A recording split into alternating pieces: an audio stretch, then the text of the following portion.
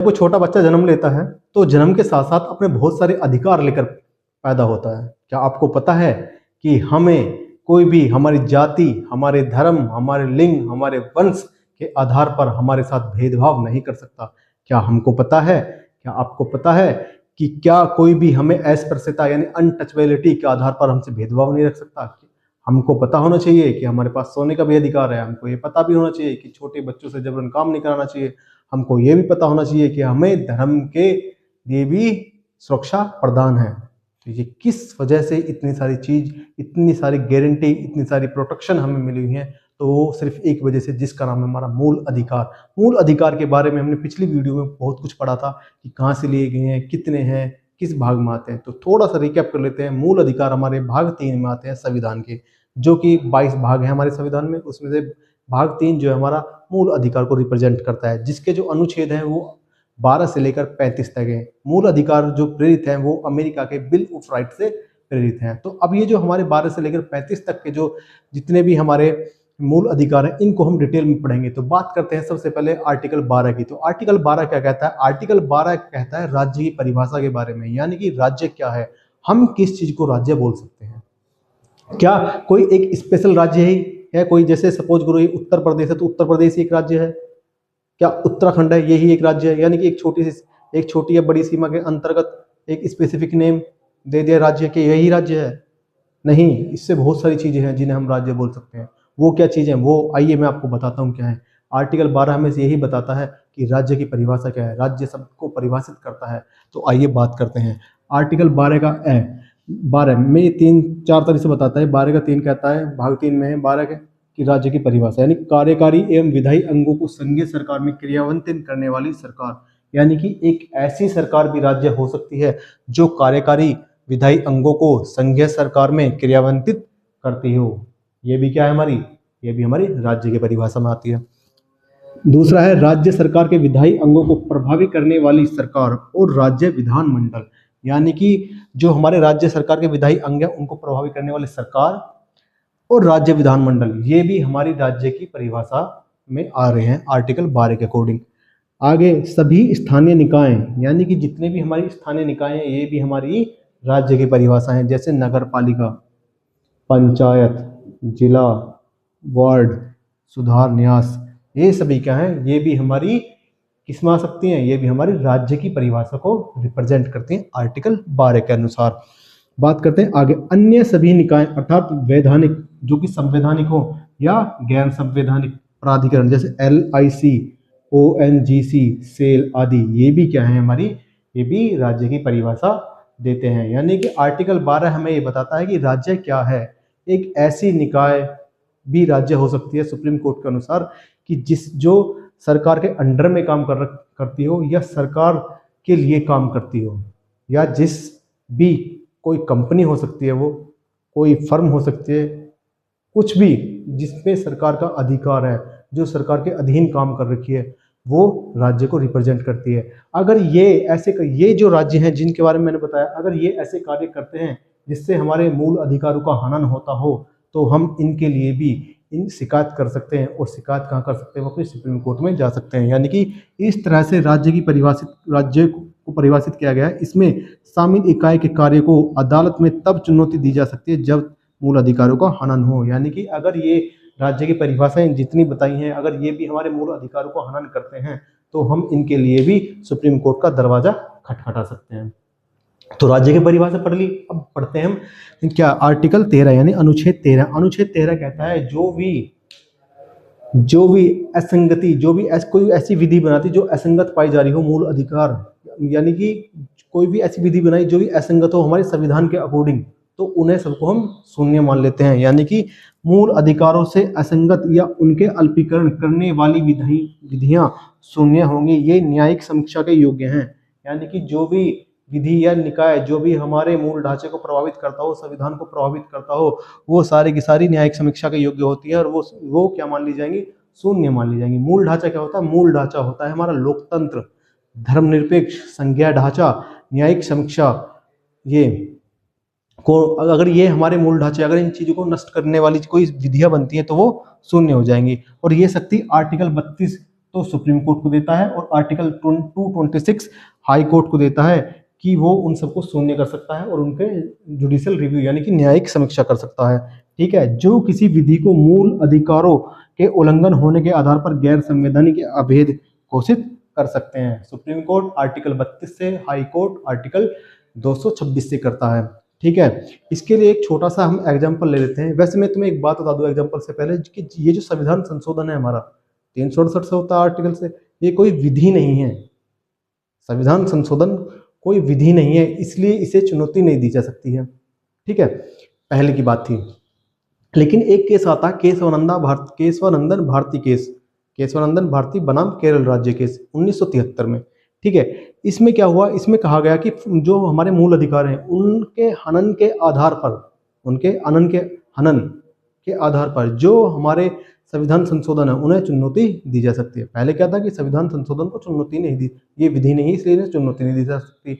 लेकिन केशवानंदा भारती बनाम केरल राज्य केस आता 1973 में, उसमें कहा गया कि अगर हमारे मूल अधिकारों के हनन हो रहा है तो उनके आधार पर हम अपने संविधान संशोधन को भी चुनौती दे सकते हैं। यदि वह मूल ढांचे के खिलाफ हो तो वह अवैध घोषित कर सकते हैं। मूल ढांचे के बारे में क्या बताया था मैंने भी, मूल ढांचे में क्या था, हमारा लोकतंत्र आता है, धर्मनिरपेक्षता आती है, संघीय ढांचा आता है, न्यायिक समीक्षा आती है। यदि इन चीजों को नष्ट करेंगे तो क्या कर सकते हैं, हम इसमें भी चुनौती दे सकते हैं। केशवानंदा भारती केस क्या है, केशवानंदन भारती केस 1973 जो है वो केरल के एक इंडनीर मठ के प्रमुख थे। केरल में एक मठ है इंडनीर, उसके प्रमुख थे स्वामी केशवानंदन भारती। उन्होंने केरल भूमि सुधार कानून 1970 को चुनौती दी। ठीक है, तो 1973 में केस जाता है कोर्ट में। इसमें क्या था, सबसे बड़ी अब तक की पीठ यानी कि जितनी सबसे ज्यादा जजेस बैठे थे इस केस में, 13 जजेस बैठे थे इसमें, यानी 13 न्यायाधीशों की अब तक की सबसे बड़ी पीठ जो थी वो केशवानंदन भारती बनाम केरल राज्य 1973 में थी। मूल ढांचे का सिद्धांत प्रतिपादित किया, लेकिन कब, जब संविधान संशोधन है किसकी शक्ति है, संसद की, इसको सीमित कर दिया गया। यानी कि संसद की संविधान संशोधन करने की शक्ति को सीमित करने के बाद मूल ढांचे का सिद्धांत जो प्रतिपादित किया गया वो केशवानंदन भारती बनाम केरल राज्य 1973 में किया गया संसद, और कहा गया कि संसद मूल ढांचे को नहीं बदल सकती है। तो ये सारे क्या है, ये हमारे आर्टिकल 13 ने ये शक्ति दी हैं। ठीक है, अब बात करते हैं हम आगे आर्टिकल 14 की तरफ, जो भी विधि के समक्ष क्षमता का अधिकार है। तो बात करते हैं हम आर्टिकल 14। आर्टिकल 14 जो था हमने पढ़ा था कल, समानता का अधिकार। समानता के अधिकार में हमने 5 तरह के अधिकार थे हमारे, जो कि अनुच्छेद 14, 15, 16, 17 और 18। ये ना कि समानता का अधिकार अनुच्छेद 14 से लेकर 18 तक टोटल कितने हमारे 5 अधिकार है हमारे समानता में। तो 14 की बात करते हैं। 14 कहता है विधि के समक्ष क्षमता, यानी कि जो भी समानता है लो सभी के लिए बराबर है। विधि के समान संरक्षण, सभी को प्रोटेक्शन भी एक समान है, चाहे कोई वो देश का हो हमारे का या कोई विदेश का हो, सभी को ये आर्टिकल प्रोटेक्शन देता है, सभी को ये इक्वलिटी देता है। बात करते हैं आर्टिकल 15 की। आर्टिकल 15 कहता है कि धर्म, मूल वंश, जाति, लिंग या जन्म स्थान के आधार पर विभेद का प्रतिषेध। यानी कि अगर हम कहीं बाहर जाकर कोई नौकरी करना चाहते हैं, कोई पढ़ना चाहते हैं या हम रहना चाहते हैं, तो हमको इस आधार पर अलग नहीं रखा जा सकता कि हमारा धर्म दूसरा है, वहाँ उस राज्य के लोग दूसरे धर्म के और हम दूसरे धर्म के, तो वहाँ पर नहीं रह सकते। वहाँ कोई अपॉर्चुनिटी क्रिएट नहीं कर सकते हम, जो अपॉर्चुनिटी जो मिल रही है उन्हें हम लेने से वंचित नहीं रह सकते। हम कोई भी व्यापार करने से नहीं रुक सकते हम, क्योंकि आर्टिकल 15 बोलता है कि धर्म है हम बेशक हमारा मूल वंश का, हमें कुछ भी जाति हो, हमारा कोई भी लिंग हो, कोई भी जन्म स्थान हो, अगर इस आधार पर कोई हमारे साथ भेद करेगा, कोई भी हमारे साथ इस आधार पर हमारे साथ क्या करेगा, डिस्क्रिमिनेशन करेगा, तो हम क्या है उसके संरक्षण हमें मिला हुआ आर्टिकल 15 से। आर्टिकल 16 बोलता है कि लोक नियोजन के विषय में अवसर की समता। अगर कोई भी गवर्नमेंट जॉब निकलता है, कोई भी गवर्नमेंट उसकी कोई नोटिफिकेशन आया, सेंटर का निकला, कोई केंद्र सरकार का, तो उसमें हर राज्य का बच्चा भरता है, हर जाति का बच्चा भरता है। तो ऐसा नहीं होता कि उसमें कि कोई स्पेशल जाति का ही बच्चा फार्म भरेगा या स्पेशल धर्म का ही बच्चा फार्म भरेगा, स्पेशल राज्य का ही बच्चा फार्म भरेगा, नहीं। इसके लिए हमारे 16 आर्टिकल ने शक्ति दी है कि लोक नियोजन के विषय में अवसर की समानता। अगर कोई अवसर है तो उसके लिए समान अवसर, सबको समान अवसर दिए जाएंगे। कोई अपॉर्चुनिटी है तो सबको अवसर समान मिलेंगे उस अपॉर्चुनिटी में पार्टिसिपेट करने के लिए। आर्टिकल 17 बोलता है हमारा अस्पृश्यता का अंत, यानी कि इसका पहले नाम था सिविल अधिकार संरक्षण अधिनियम 1935। क्वेश्चन बहुत ज्यादा मोस्ट इंपोर्टेंट बन जाता है कि अस्पृश्यता का अंत जो किस अधिनियम से किया गया, तो सिविल अधिकार संरक्षण अधिनियम 1935। इसका कभी कभी पुराना नाम भी पूछ लेता था, पुराना नाम है इसका अस्पृश्यता अपराध अधिनियम 1935। ये क्या है, पहले क्या होता था, बड़े बड़े लोग होते थे, जाति के, जैसे अभी भी हैं लेकिन अब इसका अंत हो चुका है। पहले क्या, तो जो ठाकुर लोग थे, कोई जमींदार साहब लोग थे, उनके पास अगर कोई गरीब यानी कि निम्न वर्ग का कोई व्यक्ति आकर गलती से बाई टच हो गया, उसके साथ आगे बैठ गया, उनके सामने कंधे से कंधा मिलाकर खड़ा हो गया, या वो चप्पल पहन के चल दिया, या मतलब कुछ भी उसने अपना कुछ उनके जैसा करने की कोशिश करी, तो उसे पीटा जाता था, मारा जाता था, गांव से भी निकाल दिया जाता था। क्यों? क्योंकि जो वो बड़ी उच्च वर्ग के जो लोग थे वो बोलते थे कि नहीं, ये सिर्फ अधिकार हमारे उच्च लोगों का है, उच्च वर्ग के लोगों का है, निम्न वर्ग के लोग ऐसा नहीं करेंगे। तुम नीची जाति को, तुम बहुत खराब जाति हो, तुम बेकार हो, तुम ये नहीं कर सकते, तुमने हमको छुआ कैसे, तुमने हमारी चीज़ों को टच कैसे करा, तुम अलग हटो। उन्हें मारते थे, पीटते थे, यहाँ तक कि गांव तक से भी निकाल देते थे। तो इस तरह की जो विसंगतियाँ थीं, लोगों के साथ जो इस तरह के अत्याचार थे, इस अत्याचार को खत्म करा हमारे मूल अधिकार के अनुच्छेद 17 ने, जिसका नाम रखा गया अस्पृश्यता का अंत। ठीक है, बात करते हैं आर्टिकल 18। आर्टिकल 18 हमारा उपाधियों का अंत करता है। जैसे कुछ लोग महाराजा लगा देते, ठाकुर जी लगा देते थे, ठाकुर साहब हैं जी, राज बहादुर जी, राय बहादुर हैं, यानी जो वंशानुगत पद थे उन सब को जो हम पहले यूज कर लेते थे उन सबको खत्म कर दिया सरकार ने आर्टिकल 18 में। जो कुछ विशेष पद जैसे संगति के, जो कोई हमारे संगीत के विषय क्षेत्र में हमें कोई जगह कुछ उपाधि मिली, कला साहित्य के क्षेत्र में कुछ उपाधि मिली, हम सिर्फ वो रख सकते हैं। लेकिन ऐसा नहीं है कि जो वंशानुगत हमारी कुछ है कि हम राज बहादुर हैं, हम राय बहादुर, हम महाराजा साहब, हम राजा साहब हैं, नहीं, ऐसा नहीं। इन सबका अंत है, यानी कि महाराजा राय बहादुर, राज बहादुर, राय साहब, दीवान बहादुर, वंशानुगत पद सबका अंत कर दिया किसने, हमारे अनुच्छेद 18 ने। तो अब बात करते हैं समानता का अधिकार। समानता का अधिकार आता है हमारा आर्टिकल 19 से लेकर आर्टिकल 22 तक, यानी टोटल कितने हैं हमारे, टोटल 3 है। मैं आपको एक बात और बता दूं, ये जो हमने समानता का अधिकार के 5 अनुच्छेद पढ़े हैं, article 14, article 15, article 16, article 17, article 18, ये सिर्फ CTET का जो पेपर आ रहा है 6 सितंबर को, और UPTET भी है हमारा कुछ बच्चों का, तो उसके लिए हमें ये सिलेबस कंप्लीट करना है, टॉपिक कंप्लीट करने है, इसलिए हमें थोड़ा सा बनाना पड़ रहा है। क्योंकि ये भी इसलिए पूरी डिटेल में नहीं बता रहे हैं, क्योंकि पेपर में ज़्यादा डिटेल में नहीं पूछेगा, वो सिर्फ इतना ही पूछ लेगा। और तो जैसे ही पेपर एग्ज़ाम होगा, इन बच्चे के अच्छे पेपर जाएंगे, नए नंबर अच्छा स्कोर कर पाएंगे SST में। उसके बाद हम इनकी सबकी एक सेपरेट वीडियो अलग बनाएंगे। जैसे आर्टिकल 14 की पूरी वीडियो बना देंगे, आर्टिकल 15 में कौन कौन से आर्टिकल, आर्टिकल के 15 ABCD क्या क्या है उसके बारे में पूरी वीडियो बनाएंगे, 16 के बारे में ABCD के बारे में पूरी वीडियो बनाएंगे। तो इसी तरह से हम सबके जितने भी आर्टिकल हैं सबको हम पूरी तरह से डिफाइन करेंगे अलग अलग तरीके से। हमारी टीम की कोशिश यही है कि हम कम समय में ज़्यादा से ज़्यादा अच्छे से अच्छा कंटेंट दे पाएँ, क्योंकि हमारे पास जो हमारे सर हैं, राजदीप सर, ये भी CTET एग्ज़ाम क्वालिफाइड हैं। तो ये अपनी स्ट्रेटेजी आपको बताएं किस तरह से कम समय में हम ज़्यादा प्रिपरेशन कर सकते हैं। तो राजदीप सर एक बार आएंगे। राजदीप सर प्लीज़ आइए और बच्चों को बताइए कि एक कम समय में किस तरह से हम अच्छा स्कोर कर सकते हैं। आप अपनी स्ट्रेटेजी बताइए जिससे आपने अपना एग्ज़ाम क्वालिफाई किया, क्रैक किया, बताइए।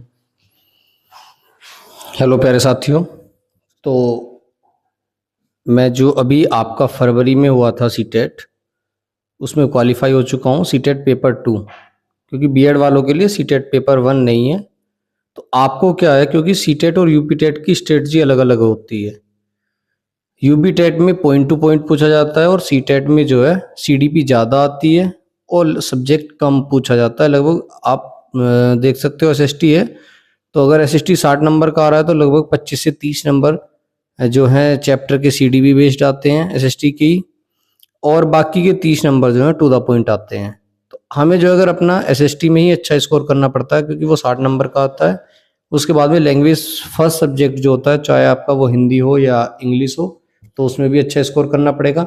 स्ट्रेटजी यही होती है कि हम सिर्फ टू द पॉइंट पढ़ें, क्योंकि टू द पॉइंट पढ़कर ही हम 100+ स्कोर आराम से कर सकते हैं। तो आपको जैसे नितिन सर पढ़ा रहे हैं, अगर आप ऐसे टू द पॉइंट पढ़ेंगे, और हिंदी मैं पढ़ा रहा हूँ, हिंदी अभी हमारा साहित्य भी चल रहा है, साथ के साथ व्याकरण भी चल रही है। अगर आप दोनों वीडियो को देखेंगे तो मे बी आप जो है 28+ जो है हिंदी में पक्का स्कोर कर पाएंगे, और 50+ जो है SST में जरूर स्कोर हो जाएगा आपका। क्योंकि जो CDP आती है ना SST में भी, वो जो है सब्जेक्ट से रिलेटेड ही आती है। उसकी भी हम आपको एक दिन मैराथन देंगे, एक दिन, 2 दिन, 3 दिन, जैसा भी पॉसिबल हो पाएगा। तो साथियों, आपसे जो है अनुरोध है कि आप बस हमारे चैनल से जुड़े रहें और ज़्यादा से ज़्यादा शेयर करें, सब्सक्राइब करें। Thank sir you. आप एक बात और बताइए कि क्या ये बच्चे, अब सितंबर का एग्जाम होने वाला है 6 सितंबर को, क्या हमारी वीडियो से इनका पूरा हो जाएगा, क्रैक कर बिल्कुल पाएंगे? पूरा हो जाएगा, क्योंकि हम 6 से 8 तक की NCERT ही पढ़ा रहे हैं। इसमें जो आप कवर हो रहे हैं ना आर्टिकल, ये क्लास 6 से 8 तक की ही एनसीईआरटी हम लेकर चल रहे हैं। आप सर कुछ हिंदी में कुछ स्पेशल भी लेकर आएंगे ना बच्चे के लिए? जी बिल्कुल, ट्रिक के साथ। ये तो सीडीपी बहुत भी। बढ़िया हो जाएगा सर, ट्रिक जी के जी साथ हिंदी पढ़ेंगे तो बहुत अच्छा स्कोर होगा जी, हमारा। साहित्य भी ट्रिक के साथ आएगा। आपका एग्जाम से 1 महीना पहले आपको जो है अभी ब्रीफली दिया जा रहा है, लेकिन फिर शॉर्ट वीडियो दी जाएंगी आपको, ताकि आप जो बच्चा हमारी रेगुलर वीडियो नहीं देख पा रहा है वो रेगुलर वीडियो देख के अच्छा कंटेंट याद कर सके। और मेरे खुद जो है हिंदी में 28 मार्क्स हैं, ठीक है ना। तो हिंदी में अच्छा स्कोर कर सकते हो आप इजीली, और वो बिना तैयारी किए, सिर्फ एक दिन तैयारी करने के बाद में ही मेरे जो है 106 मार्क्स आ गए बिना किसी तैयारी के। तो अगर आप भी ऐसा करना चाहते हैं तो आइए और हमारे चैनल के साथ जुड़िए। Thank you. तो राजदीप सर बता रहे हैं हिंदी लेकर आएंगे, और हिंदी में बहुत इंपॉर्टेंट टॉपिक होते हैं हमारे, जो साहित्य हो चाहे हमारी व्याकरण, सब कुछ ट्रिक के साथ पढ़ाएंगे। तो बस मैं आपसे ये कहना चाहूँगा कि पूरी ईमानदारी के साथ बने रहें और पढ़ते रहें। तो बात करते हैं आर्टिकल 19 के बारे में। आर्टिकल 19 क्या कहता है? आर्टिकल 19 कहता है अभिव्यक्ति की स्वतंत्रता, यानी कि जो इंसान उसके पास कितनी स्वतंत्रता है। तो अभिव्यक्ति की स्वतंत्रता जो है वो आर्टिकल 19 के तहत हमें 6 तरह की स्वतंत्रता है। वो 6 तरह की स्वतंत्रता कौन कौन है, इसके लिए हम एक अलग से सेपरेट वीडियो लेंगे। जैसे मैंने बताया कि सबके लिए अलग अलग से सेपरेट वीडियो लेकर आएंगे, लेकिन अब सिर्फ इतना ही याद रखना है कि आर्टिकल 19 में हमें 6 तरह की स्वतंत्रता है। जैसे कहीं भी जा सकते हैं, कहीं व्यापार कर सकते हैं, कहीं भी शांतिपूर्वक हम भी अपना क्या कर सकते हैं, कुछ भी स्ट्राइक कर सकते हैं, हम कोई भी व्यापार कर सकते हैं, हम बोलने की भी आज़ादी हमारे पास है। तो 6 तरीके की स्वतंत्रता मिलती है आर्टिकल 19 के तहत। स्वतंत्रता का अधिकार आर्टिकल 19 से लेकर आर्टिकल 22 तक, यानी टोटल कितने हैं हमारे? 4, 19, 20, 21, 22। तो ऐसे ही कोई क्वेश्चन पूछ लेता है कि स्वतंत्रता का अधिकार में हमारे कितने आर्टिकल आते हैं? 4। बात करते हैं आर्टिकल 20 के बारे में। अपराधों के लिए दोष सिद्धि के संबंध में संरक्षण, यानी कि जो हमारे अपराध हो गया कोई, उसकी दोष सिद्धि के संरक्षण में कि हमसे अपराध हुआ है नहीं हुआ, उसका संरक्षण मिल जाता है एक अपराधी को, कि वो अपने आप को बताए या कुछ ऐसा साक्ष्य दिखाए जिससे वो बता सके कि मैं अपराधी हूँ या नहीं हूँ। कभी कभी ऐसे भी होता है कि कुछ लोग अपराधी नहीं होते, लेकिन फिर भी उन्हें अपराध का दोष लगा दिया जाता है। तो उसके लिए संरक्षण जो देता है आर्टिकल 20 देता है। और आर्टिकल 21 देता है हमें प्राण एवं दैहिक स्वतंत्रता का अधिकार, यानी कि प्राण एवं दैहिक स्वतंत्रता का अधिकार कौन देता है हमें? आर्टिकल 21, जिसकी बात मैं आपसे कर रहा था कि हमारे पास सोने का भी अधिकार है। ठीक है, हमारे पास आर्टिकल 21 में बहुत अलग अलग तरह के अधिकार हैं, इनके लिए हम अलग से एक सेपरेट वीडियो लेकर आएंगे। आर्टिकल 22 कहता है कि कुछ देशों में गिरफ्तारी और निरोध से संरक्षण। तो उम्मीद करता हूँ जो आज हमारे ये फंडामेंटल राइट यानी मूल अधिकार से रिलेटेड जो ये वीडियो है पार्ट 2, ये आपको बहुत अच्छी लगेगी। अब एक लास्ट वीडियो रह जाती है इसकी पार्ट 3, वो हमारी वीडियो कल आ जाएगी। उसके बाद जो CTET हो या UPTET हो, आने वाला एक भी क्वेश्चन इससे नहीं बच पाएगा। ठीक है, तो अगर ये कंटेंट आपको अच्छा लगा हो तो हमारी वीडियो को लाइक करें, शेयर करें और चैनल को सब्सक्राइब करें।